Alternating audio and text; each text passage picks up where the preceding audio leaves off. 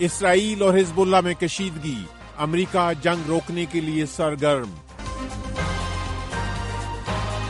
قاہرہ میں اسرائیل حماس جنگ بندی مذاکرات بغیر کسی نتیجے کے ختم۔ روس سے مبینہ تعلق کے الزام میں چینی کمپنیوں پر امریکہ کی پابندی، بیجنگ کی مخالفت۔ وائس آف امریکہ واشنگٹن سے اہم خبروں کے ساتھ محمد جلیل۔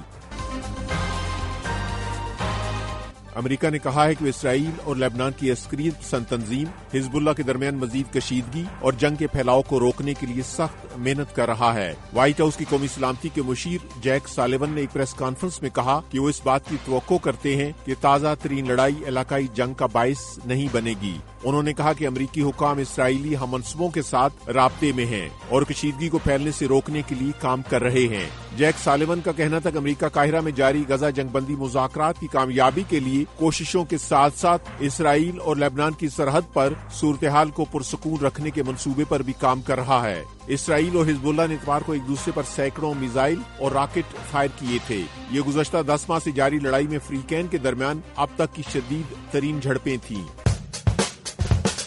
یہ وائس آف امریکہ واشنگٹن ہے۔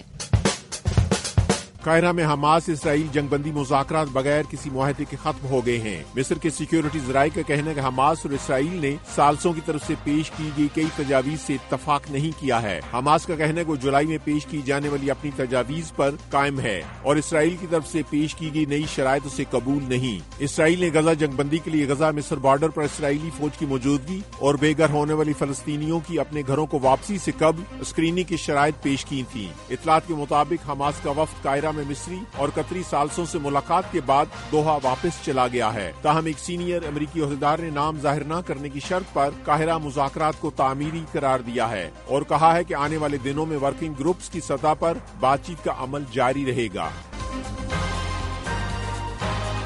چین نے یوکرین کے خلاف جاری روس کی جنگ سے مبینہ تعلق کے الزام میں چینی کمپنیوں پر امریکہ کی جانب سے عائد پابندیوں کی مخالفت کی ہے۔ بیجنگ نے کہا ہے کہ وہ اپنے ملک کے تجارتی حقوق اور مفادات کے تحفظ کے لیے ضروری اقدامات کرے گا۔ امریکہ نے جمعے کو روس، یورپ، ایشیا اور مشرق وسطی کی سینکڑوں کمپنیوں پر پابندیاں عائد کرنے کا اعلان کیا تھا۔ امریکی حکام نے الزام عائد کیا تھا کہ یہ کمپنیاں روس کو ایسی سروسز فراہم کر رہی تھیں جن سے اس کی جنگی صلاحیت میں اضافہ ہو رہا تھا۔ امریکہ کے محکمہ خارجہ نے کہا ہے کہ چین سے روس کو دوہرے استعمال کے قابل سامان کی برآمدات پریشان کن ہیں۔ چین کی وزارت تجارت نے امریکہ کی طرف سے متعدد چینی کمپنیوں پر پابندی عائد کرنے کی سختی سے مخالفت کی ہے۔ بیجنگ نے امریکی کارروائی کو یک طرفہ قرار دیتے ہوئے کہا ہے کہ یہ پابندیاں عالمی تجارتی نظم میں خلل کا باعث بنے گی۔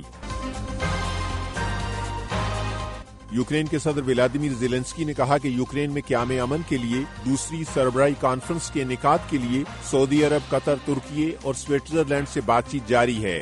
اتوار کو بھارتی صحافیوں سے گفتگو میں زیلنسکی نے کہا کہ وہ بھارت کے وزیر اعظم نریندر مودی کو بتا چکے ہیں کہ اگر بھارت دوسری امن کانفرنس کی میزبانی کرتا ہے تو ہم اس کی حمایت کریں گے۔ صدر زیلنسکی نے واضح کیا کہ یہ حمایت صرف بھارت کی میزبانی کے لیے نہیں ہے بلکہ جو بھی ملک اس امن کانفرنس کے لیے مثبت کردار ادا کرتا ہے تو یوکرین اس کی حمایت کرے گا، لیکن انہوں نے کہا کہ وہ مجوزہ سربراہی کانفرنس کی میزبانی کسی ایسے ملک کو سونپنے کے حق میں نہیں ہے جس نے اب تک پہلی امن کانفرنس کے اعلامیے کی حمایت نہیں کی ہے۔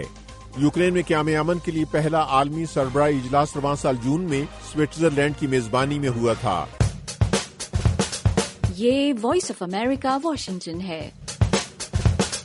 روس نے یوکرین کے مختلف علاقوں پر بڑے پیمانے پر ڈرون اور میزائل حملے کیے ہیں جن میں کم از کم 3 افراد ہلاک ہوئے ہیں۔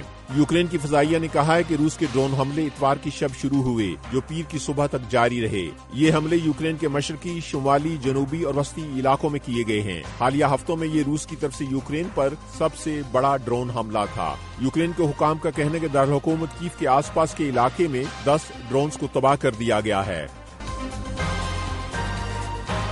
وائس آف امریکہ واشنگٹن کی اردو سروس سے خبروں کا یہ بلیٹن اب ختم ہوتا ہے۔ میں ہوں محمد جلیل اور ایڈیٹر تھے عمیر بن ریاض۔